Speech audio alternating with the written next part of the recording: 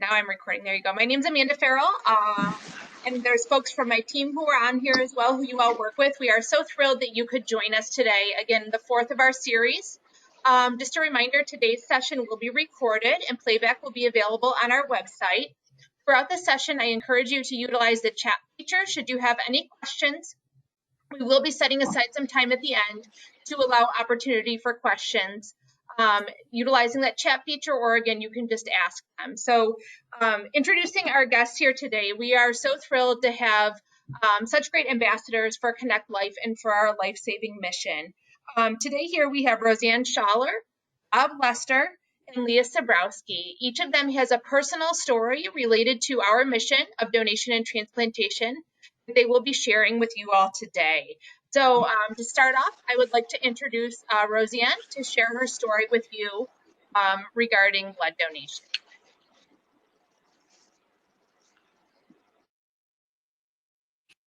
Hi, everybody. I'm Roseanne Schaller. I'm from Lakeshore Senior High. Amanda, is there a way that I could share my screen? Because this looks different than Zoom or Google Meet. I just made you the presenter, Roseanne, so you should be able to share your screen now. Oh, okay. Let's see. All right, awesome.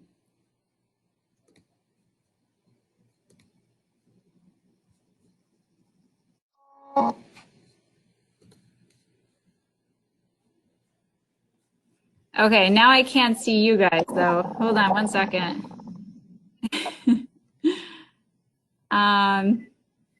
Do you see my screen? Yes, we do. We see you. Yep. Oh, okay. Okay. So I'm at Lakeshore Senior High, and my journey with units, which is now Connect Life, started over 10 years ago when I had my first son. I had the perfect pregnancy, nothing that indicated any problems, but when my son was born, he was born with only 4,000 platelets and failure to thrive. So instead of bringing the baby to me in the hospital, they brought me paperwork and said to sign for donor blood and donor platelets or he wouldn't survive. So that moment in my life changed me forever. I can never, ever take our local blood supply for granted. The donors that saved my son's lives, they're nothing short of heroes in every sense of the word. And ever since then, I've just wanted to give back, and I've wanted to recruit people and really share my story and hope that they can understand the importance of blood donation. Bye, guys. I'm just going to shut my door. 1 second.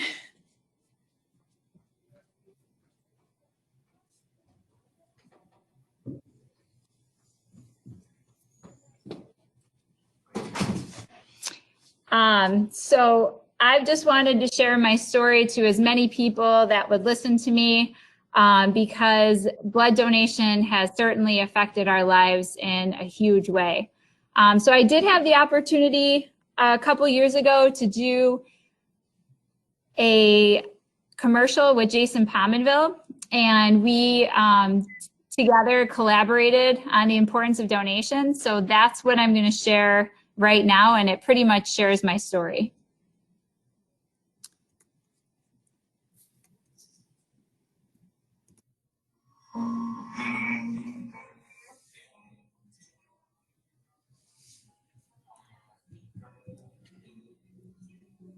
I have the perfect pregnancy, no indication of problems, and I have my son.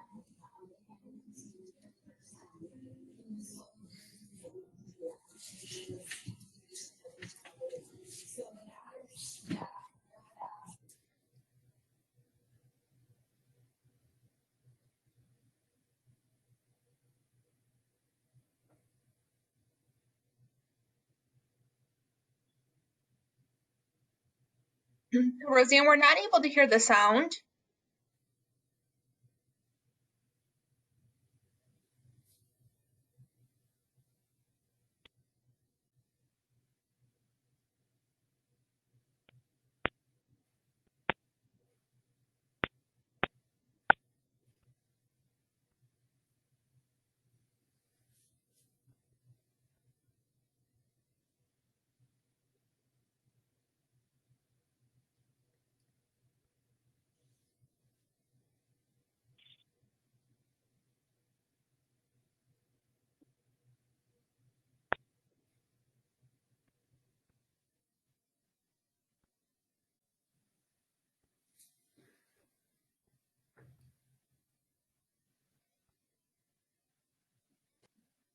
Okay.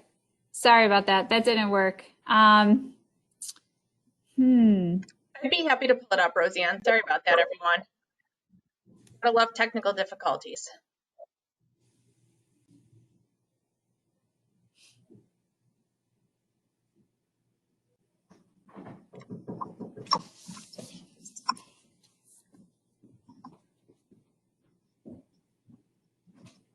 Oh, sorry. Oh, no, I'm in a meeting. Sorry. So that's why I shut the door. Thank you. You're welcome. Want me to shut it again? Yes, please. Thank you. Yep, thank you. No.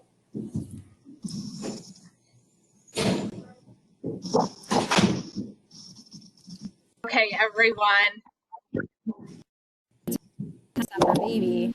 So they said, you know, if we go through this blood and platelets that we have and we run out, you know, there's nothing we can do. So that's when I really thought to myself, going forward, I have to give back and I have to get people to give back. And this is Michael. What's up, Michael? You in Knuckles? What's This going on? is Nick. Hey, Nick. How are you? And William. Hey, William, you want to give him a pump? Oh, yeah. My father-in-law donated his kidney to someone in his family. You wouldn't realize how many people are actually in need of it. When you donate to units, you're helping, I mean, your friends, your neighbors, everyone in the community. And by the time we're done, we have 2 fresh packed units of red blood cells that are filtered and ready to go to the hospitals for use. You know, this is what we have. We have each other. Like, we have each other's backs. We are forever thankful for donors and for people that give up their time, because it's an act of kindness like none other.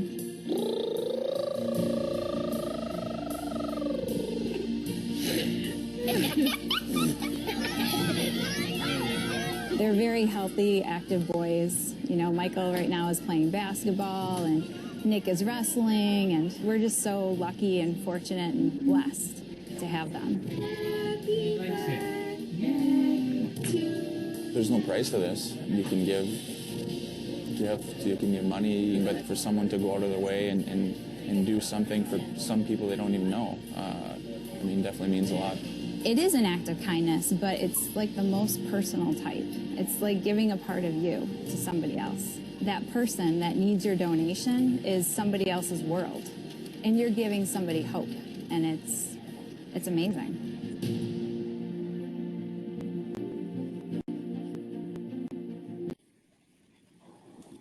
Thanks, Amanda.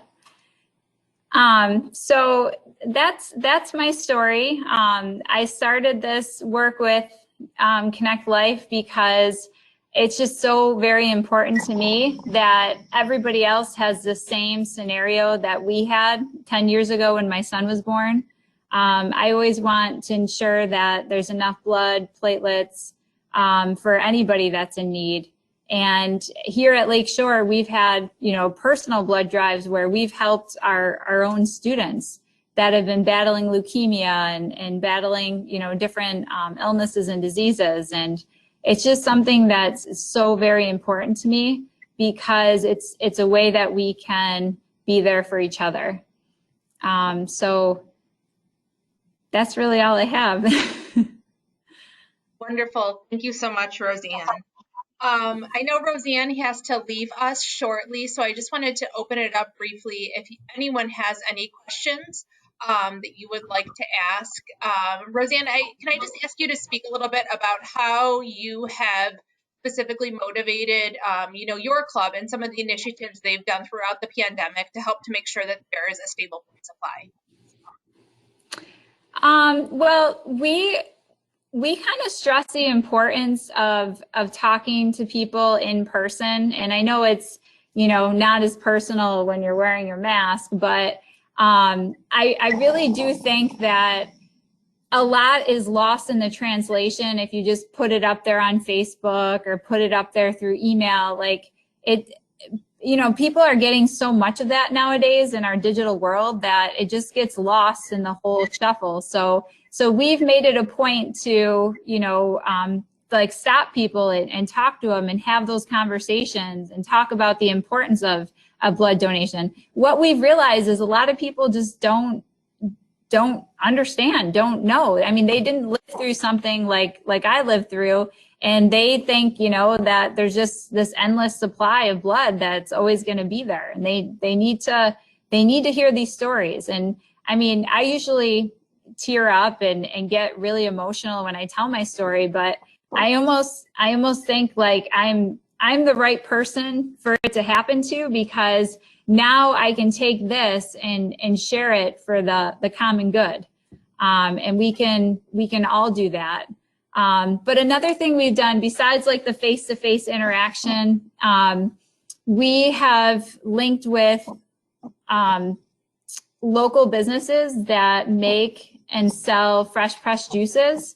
So we would offer our donors a fresh pressed juice for donating. So just to kind of like give them good nutrition, support their immune system during a pandemic. And that's been a really good draw too. People look forward to that. And I mean, it's mostly just the face-to-face talking to people.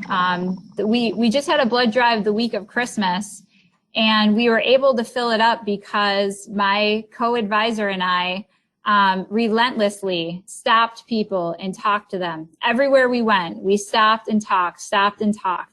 And, you know, people don't just like shrug and leave when you're talking about something as important as the gift of life. Like, they're going to listen to you. So it's just a matter of making the effort and, you know, following through with it. Wonderful. Thank you so much, Roseanne. We appreciate your support and obviously everything you do in your community and for Connect Life. At this point, I'd like to introduce Bob Lester.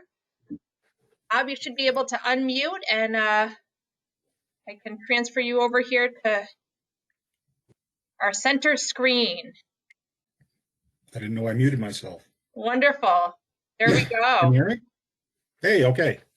Good afternoon. I'm Bob Lester. I'm the father of 3 children, Nicole, Kevin, and Christina. Nicole is my oldest. At some point during Nicole's high school career at Frontier, someone came into her classroom and talked to the importance of being a blood donor and becoming a registered organ and tissue donor. Well, that took Nicole by the heart, and she immediately became a blood donor. When she went for her license, she checked the box to be a registered organ and tissue donor. She sat her mom, Laura, and I down and told us that if anything ever happened, she wanted her wishes known. Well, you take that conversation with your 17-year-old daughter and put it way in the back of your mind, thinking nothing will ever come of it. Nicole went on to graduate from high school and went on to college. After a short time, she decided college wasn't for her, so she came back home and resumed her job as an assistant manager at Tim Hortons. Well, after doing that for a while, she decided that really wasn't for her either, so she decided to go back to school in the fall. Well, on May 4th, 2016, Nicole was driving her boyfriend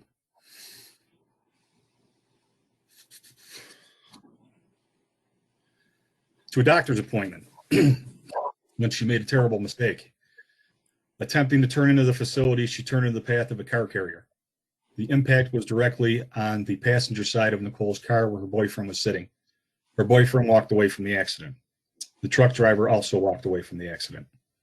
Nicole, however, sustained a traumatic head injury and had to be mercy flighted to Erie County Medical Center.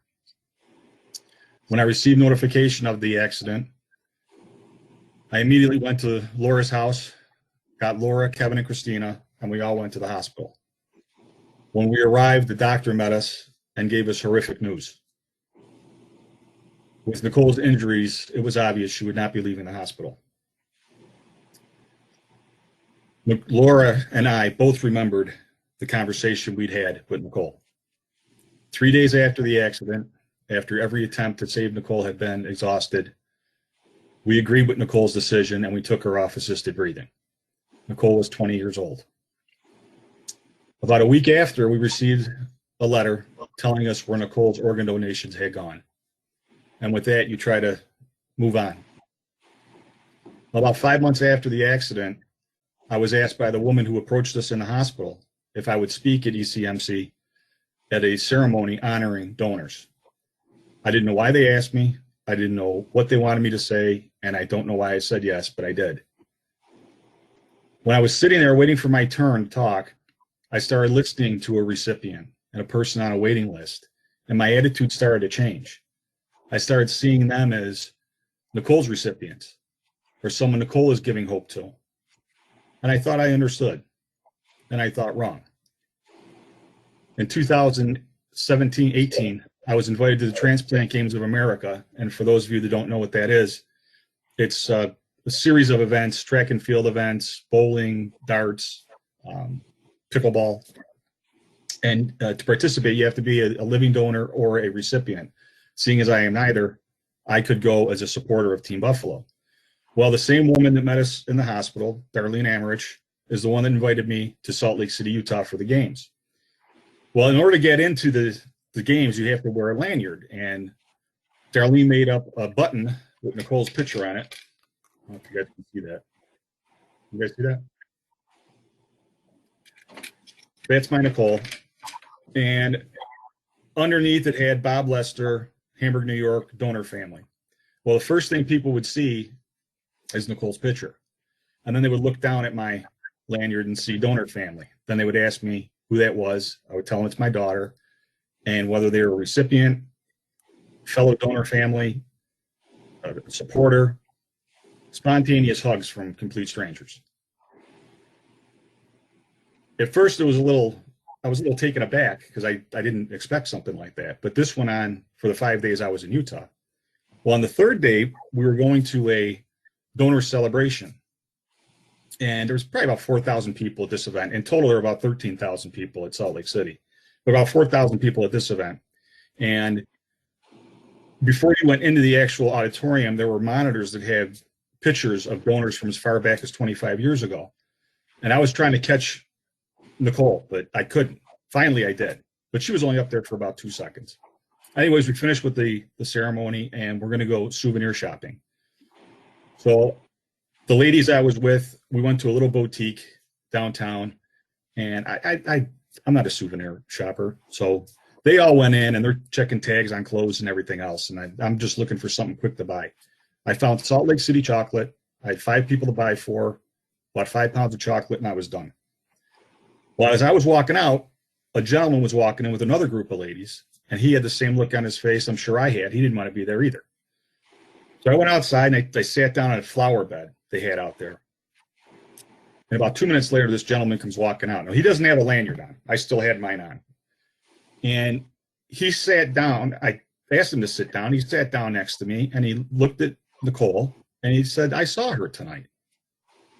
I'm thinking, okay, what are the odds that he saw Nicole and remembers her? He goes, "What's her last name?" I have nothing on me saying Nicole Lester, nothing. I go, "Lester." He goes, "Yep, Nicole Lester. I saw her tonight." I said, "Wow, what a coincidence." And he said, "I want you to know some things. I'm a kidney recipient.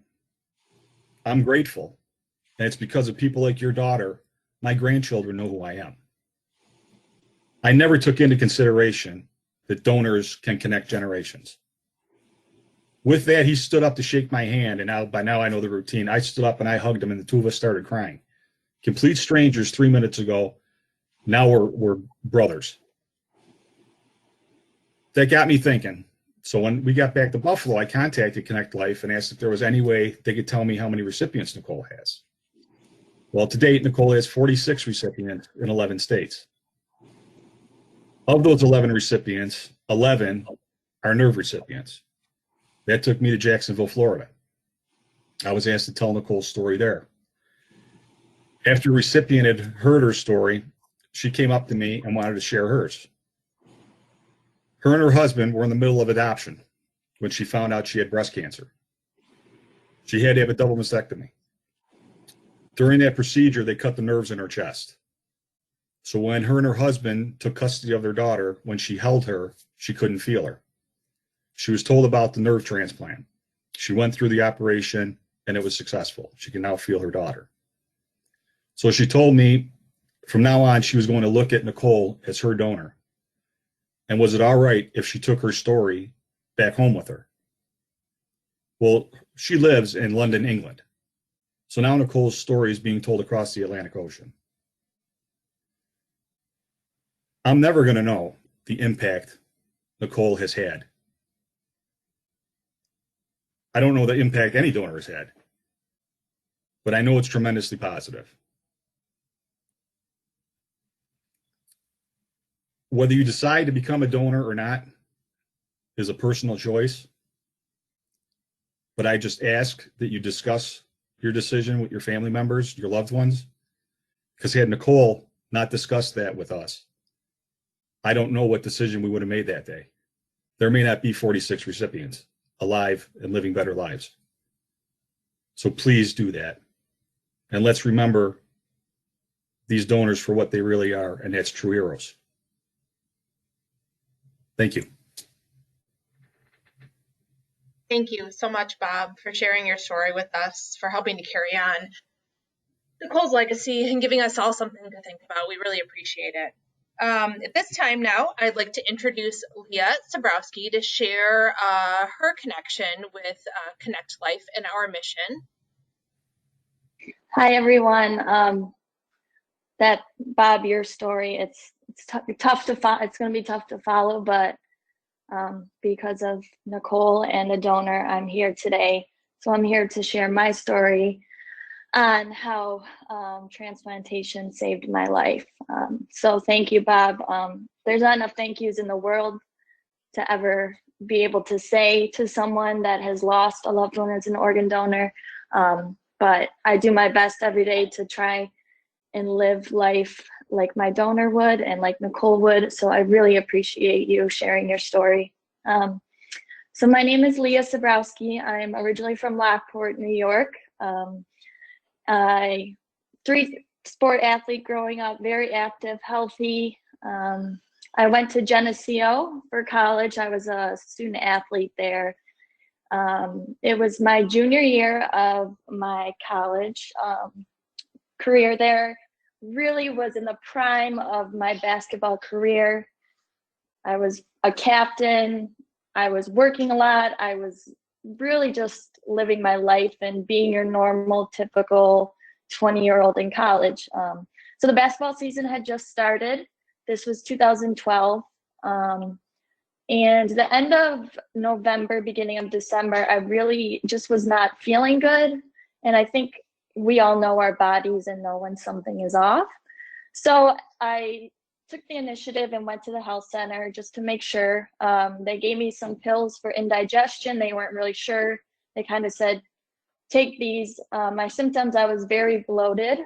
I was not able to eat a lot of food. So I'd go to eat lunch and have 3 bites and feel extremely full. Mind you, I was playing a college sport at this time. So I was active and needed that food to fuel my body.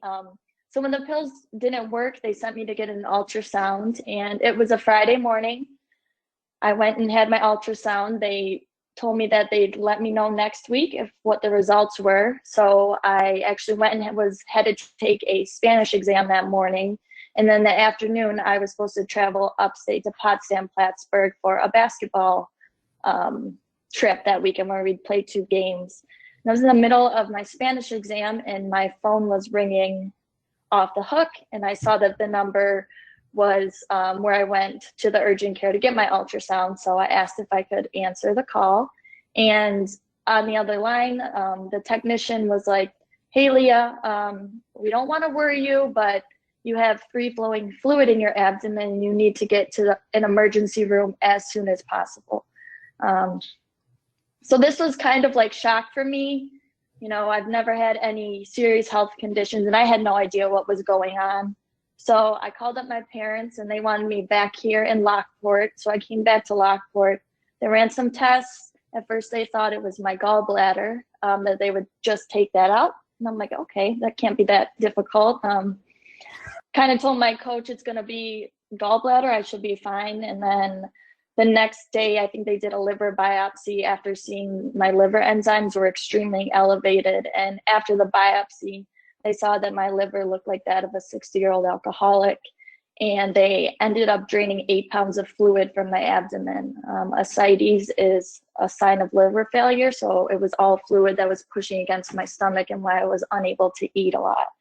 I'm super grateful for the doctor that was there at Lockport because he brought up Wilson's disease, and it's a very rare genetic liver disease. It's hard to kind of determine what it is, and because he had the knowledge, he referred me to a liver specialist at Strong Memorial Hospital in Rochester. So this is the middle of December. I went to Strong, again, not knowing anything about Wilson's disease, trying to stay positive, still not feeling good, but manageable. So after doing a 24-hour urine sample, the liver specialist told me that I did have Wilson's disease and that I eventually could need a transplant. Also in that day, when I was told that I eventually would need a transplant, I was told that I couldn't play basketball for at least 6 months. And at that time, that was heartbreaking news, just to think like, how can I miss this season?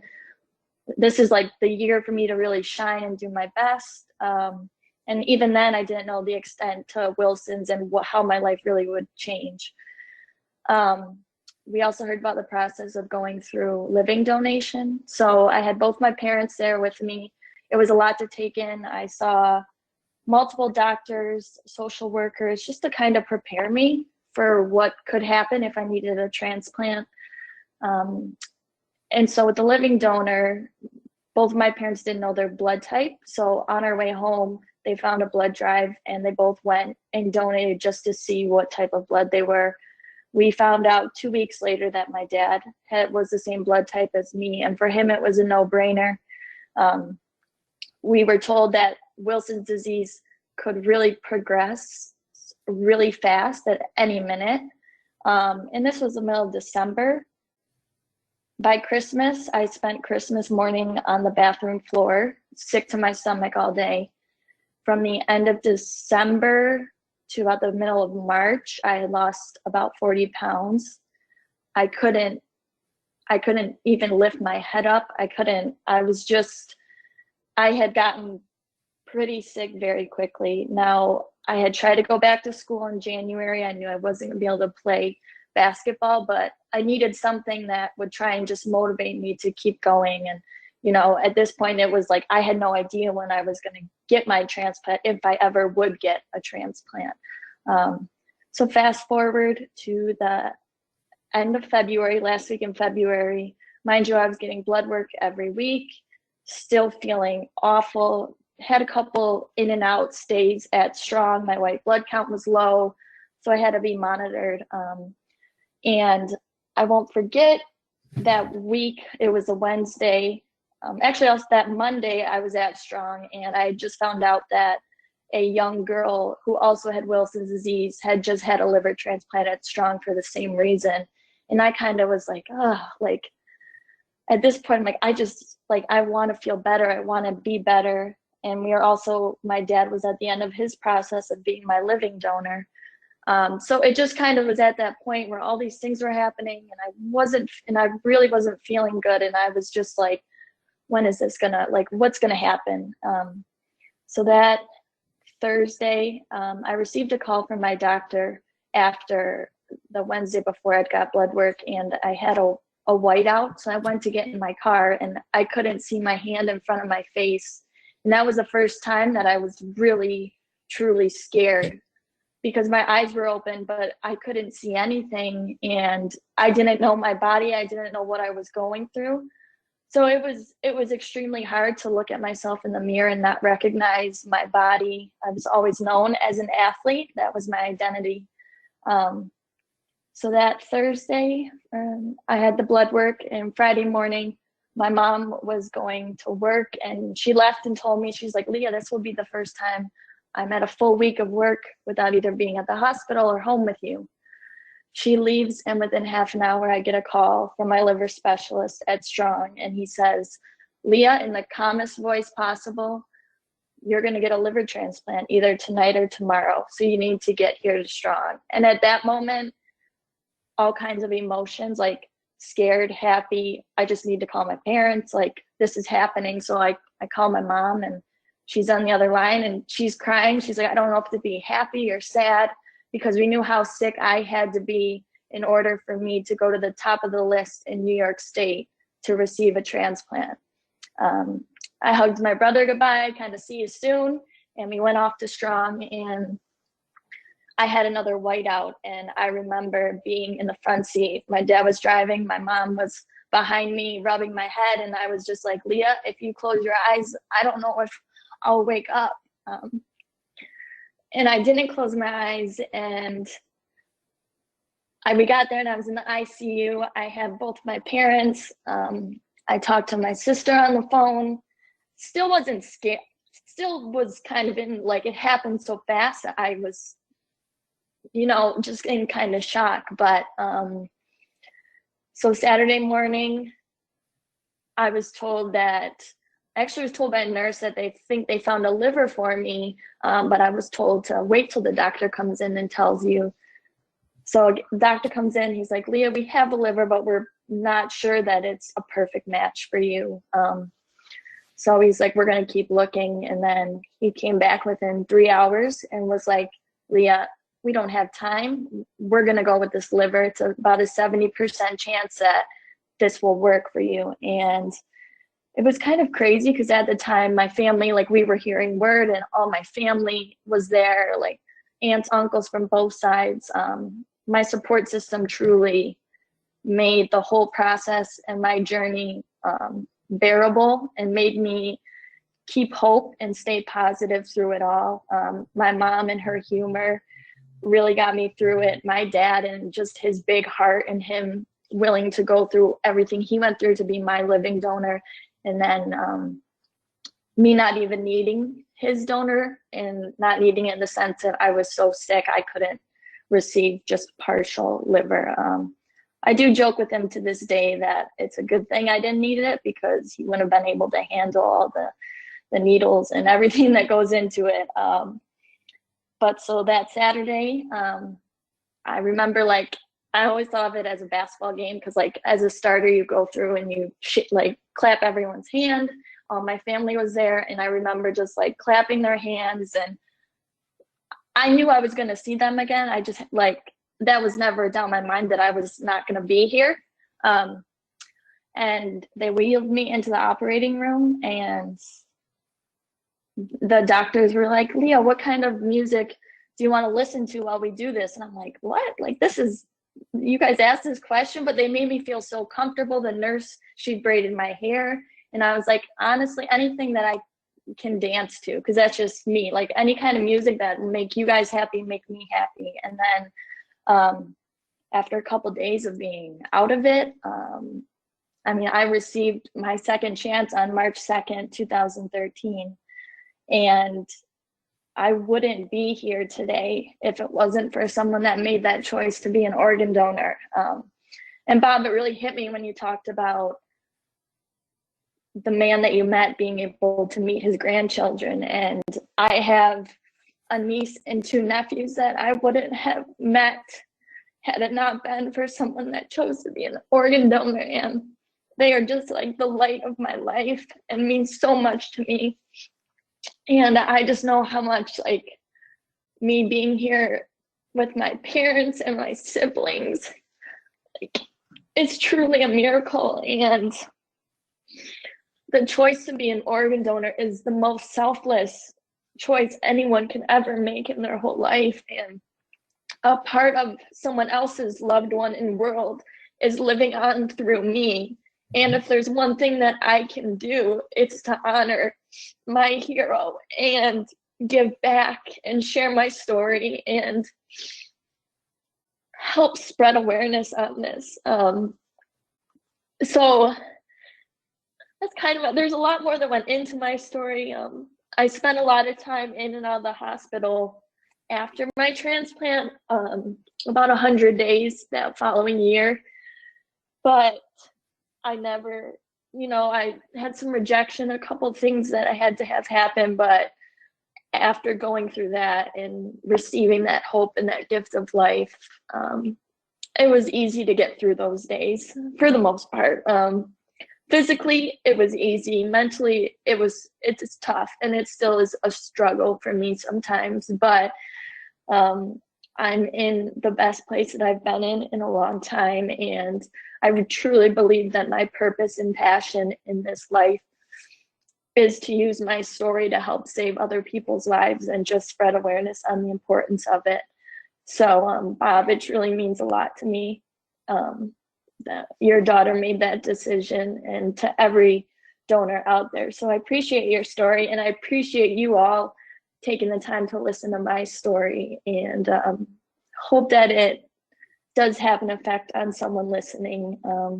And ConnectLife has continued to be awesome, and any chance that they give me to share my story, I take full advantage of, because it is so important and near and dear to my heart, and always will be. Thank you. Thank you so much, Leah. We appreciate your openness and your willingness to share your story. And so at this time, I would open up the chat window, and or if anyone would like to unmute themselves, if you have any questions for Bob or for Leah, please feel free to ask.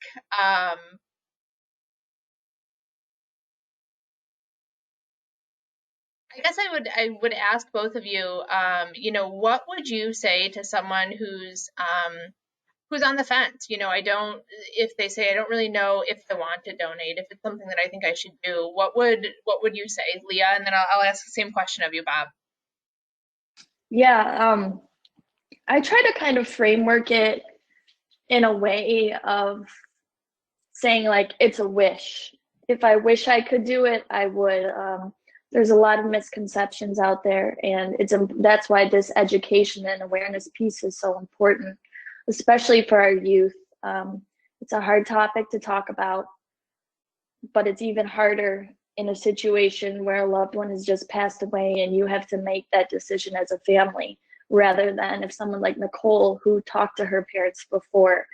So just when thinking about it, I tell people, think of it like a wish. If you had a wish and you wish it could happen, it will happen. There's a whole set of different doctors that come in, those myths that they don't try to save you. So, like, you know what? I'm going to wish that I can be an organ donor, and if I can, I will. That's kind of how I try to explain it, to kind of get rid of those myths that come along with organ donation, anyone that might be nervous or scared, and just the fact that I'm here to tell my story and can talk to you about this. Don't be scared, because I'm alive today because someone made that choice. Thanks, Leah. Bob, I'd ask the same question of you. Oh, my answer is simple. Look at Leah. She's a miracle. I mean, donors create miracles. And I like to say that we fulfilled Nicole's wishes, and she answered the prayers of 46 people, plus their loved ones. And who knows how many others she's touched. So the gift of life it's incredible. It's the most selfless thing you can do. And it takes the check mark. So again, discuss it with your family, so the family, as Leah pointed to, doesn't have to make that decision when their loved one is in the hospital. Because quite frankly, the only person I was thinking of was my Nicole. So educate yourself. We try to talk to as many people as we can, I'm sure. And the more educated you are, the better informed decision you'll make. And I think it's a pretty obvious decision to make. Great. Thank you so much, Bob, and thank you, Leah. And I just want to pass along, there's lots of, no questions on the chat, but just lots of comments, from all of our advisors, a lot of our students. Thank you all for sharing your stories, for your strength, and hopefully inspiring a whole generation and whole school communities about the importance of donation. So with that, we are at time. I just want to thank again Roseanne, Bob, and Leah for all sharing your stories, for your inspiring words, and a reminder for everyone, this will be available on the website. So I encourage you not only to share amongst your clubs, other teachers, advisors, but really, anyone interested or curious about organ donation.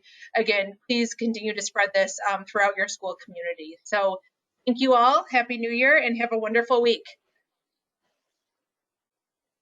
Bye. Thank you. Thank you.